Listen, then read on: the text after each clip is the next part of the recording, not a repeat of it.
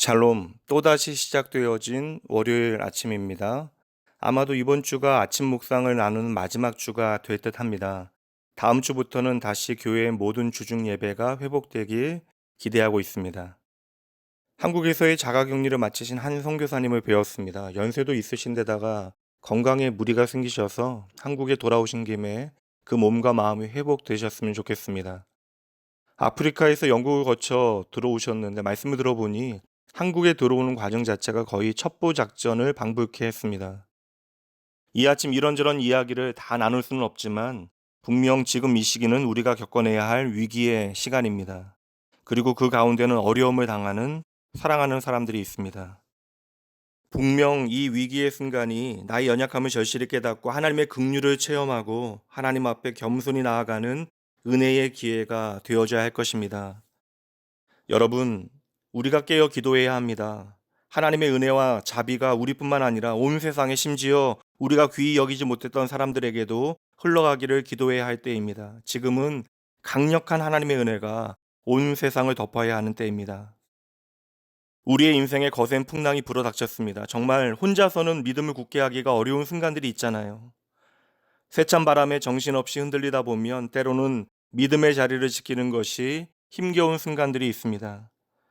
성도 여러분, 내가 약해질 때 우리에게는 나를 도와줄 누군가가 필요합니다. 그래서 오늘 말씀에 보면 두세 사람이 나의 이름으로 모인 곳에 주님께서 함께 하시겠다 약속하십니다. 모세에게도 아론과 훌이 필요했듯이 저와 여러분의 신앙생활에는 반드시 믿음의 공동체와 믿음의 사람들이 필요합니다. 심지어 예수님께서도 십자가를 앞두시고 겟세마네 언덕에서 기도하실 그때에 주목해야 할 것이 있잖아요. 그 기도의 자리에 제자들을 함께 데리고 가셨다라는 것입니다. 물론 제자들은 졸다 깬 것이 전부였고 그것으로 주님은 참으로 슬퍼하셨지만 그렇게라도 기도의 자리를 함께 해주는 사람이 예수님께도 필요하셨던 것입니다. 성도 여러분, 우리 주변에는 나와 함께하는 사람들이 있습니다. 그렇다면 그들 중 여러분을 위하여 기도하는 사람은 누구입니까? 오늘 내일을 위하여 필요하고 내게 도움이 되어지고 내 마음이 가는 내 기질과 기호와 성향에 맞는 사람 말고요. 나와 함께 기도하고 여러분을 위하여 기도해 주는 사람이 있습니까? 기도의 동역자는 진정 그 무엇보다 중요합니다. 저는 그래서 진심으로 저를 위하여 기도해 주시는 분들이 감사해요. 이 시간 전 확신하여 말씀드릴 수 있습니다. 제가 태어나기 전부터 1년 12달 새벽마다 어김없이 저를 위하여 기도해 주셨던 제 할머니와 저의 부모님 덕분에 그래도 오늘 저는 이렇게 은혜를 채우며 살아갈 수 있다라고 확신합니다. 시간이 흐를수록 점점 더 깨닫게 되어지는 것이 제가 노력하여 얻은 것은 은혜로 주어진 것과 비교할 수 없을 정도로 작다라는 것이에요.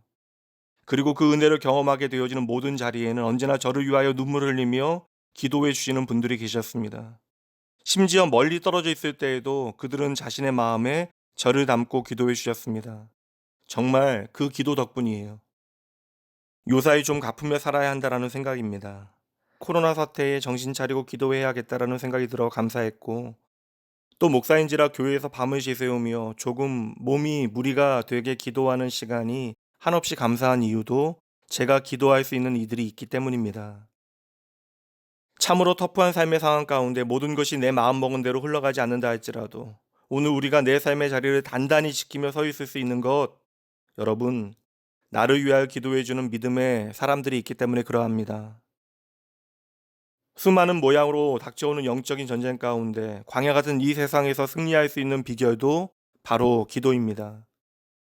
오늘 누군가의 간절한 기도에 내가 담겨진다라고 하는 것은 그래서 참으로 귀하고 감사한 일입니다.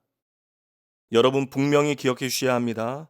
하나님은 저와 여러분에게 기도라고 하는 놀라운 선물을 주셨습니다. 그리고 우리는 이 선물을 풍성히 누리며 살아가야 합니다. 기도는 생명의 씨앗을 심는 일이에요. 여러분은 기도를 통하여 하늘의 생명을 이 땅 가운데 풍성히 하실 수 있습니다.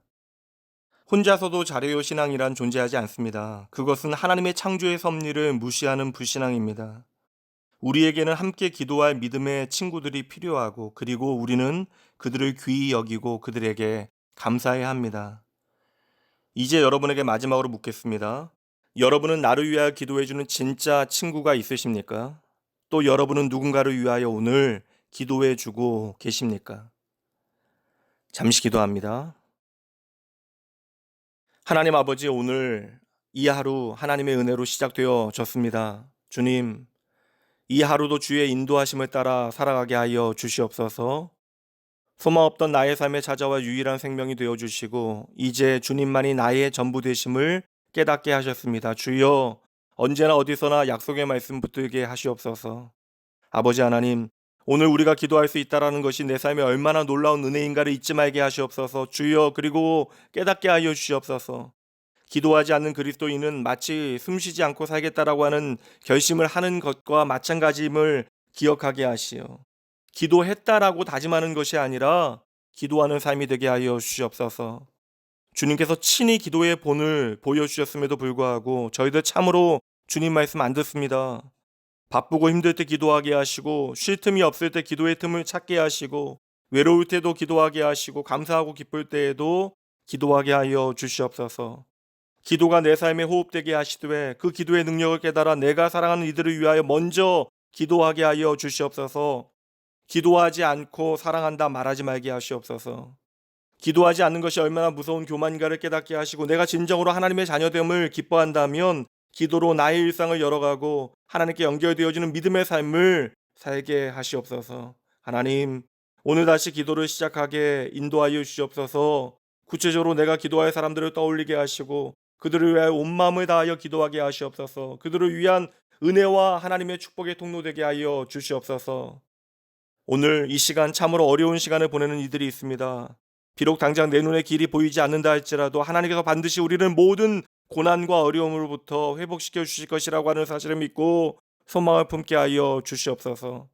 오늘도 그 살아가는 자녀의 삶에 기도라고 하는 두 글자가 얼마나 놀라운 단어인가를 깨닫게 하시는, 나를 기도의 축복된 자리로 인도하시는 예수님 이름으로 간절히 기도합니다. 아멘.